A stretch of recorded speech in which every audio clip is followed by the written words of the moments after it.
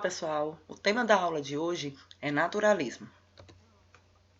O naturalismo surgiu na Europa no século XIX e o marco da fundação dessa nova estética foi a publicação do livro A Origem das Espécies, de Charles Darwin.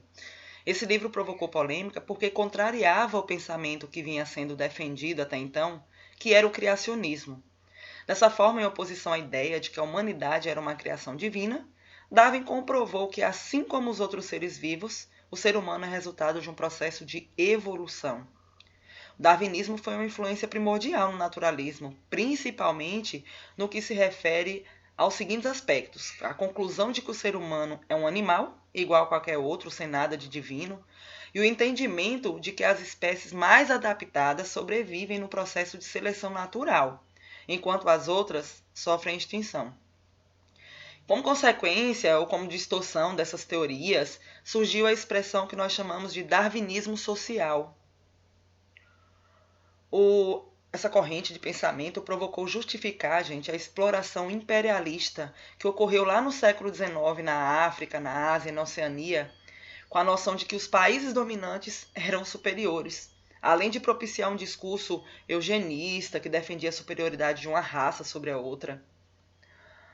Outros dois nomes importantes nesse contexto foram o filósofo Auguste Comte e o crítico Hippolyte Taine.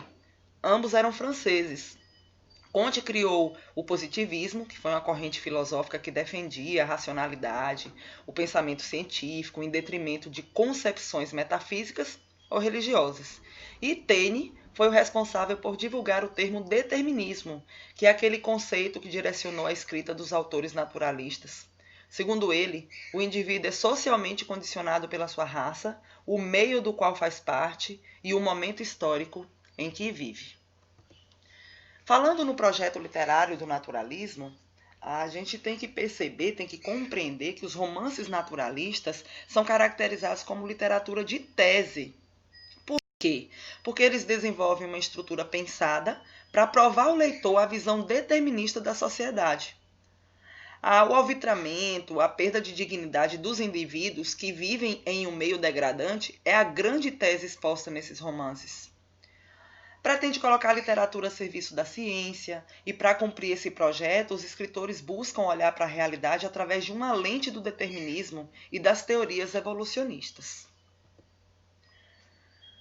Quando a gente fala nos agentes do discurso, a gente pensa no seguinte: os escritores acompanham com interesse as discussões feitas no campo da biologia, no campo da medicina, e acreditam na possibilidade de tomar esse conhecimento como base para a criação de seus romances. Então, nesse sentido, o processo de criação foi, de certo modo, disciplinado pelo projeto da estética naturalista.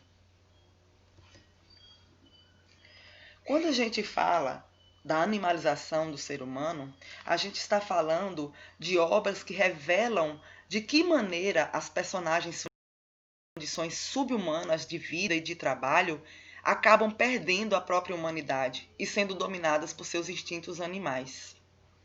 Uma outra coisa que tem que ser colocado é que aqui no Brasil, nós vamos falar isso nos próximos slides, nos folhetins, a Luísa Azevedo falava abertamente sobre a dificuldade de satisfazer os leitores sem abrir mão do projeto naturalista.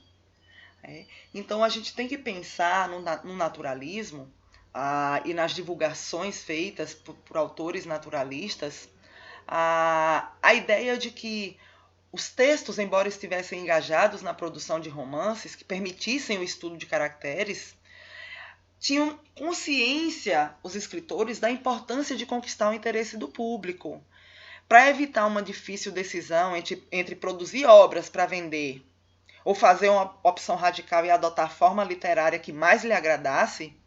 Aloísio, por exemplo, conciliar as duas opções e aos poucos ele vai educando o gosto do público.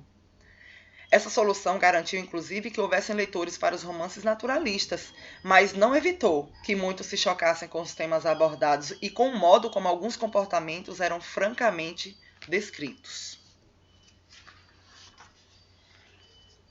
A linguagem. Gente, o foco da linguagem naturalista, o foco narrativo é em terceira pessoa, e as descrições são recursos que a linguagem do romance naturalista usa para sugerir um olhar racional e objetivo para a realidade.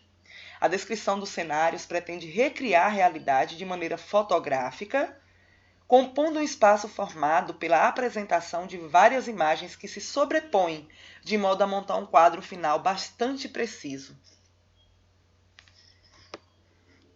As principais características do naturalismo são: a ciência era usada como instrumento de análise e compreensão da sociedade.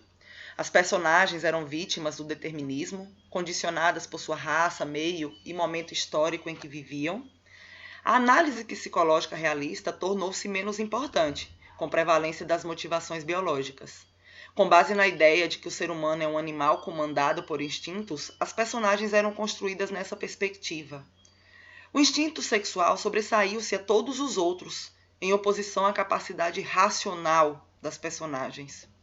As classes mais pobres tornaram-se protagonistas, objeto de análise do escritor naturalista. Em condições subhumanas de vida e de trabalho, as personagens perderam a humanidade e foram dominadas por seus instintos animais. As obras apresentaram uma sexualidade explícita, o que chocou o público romântico.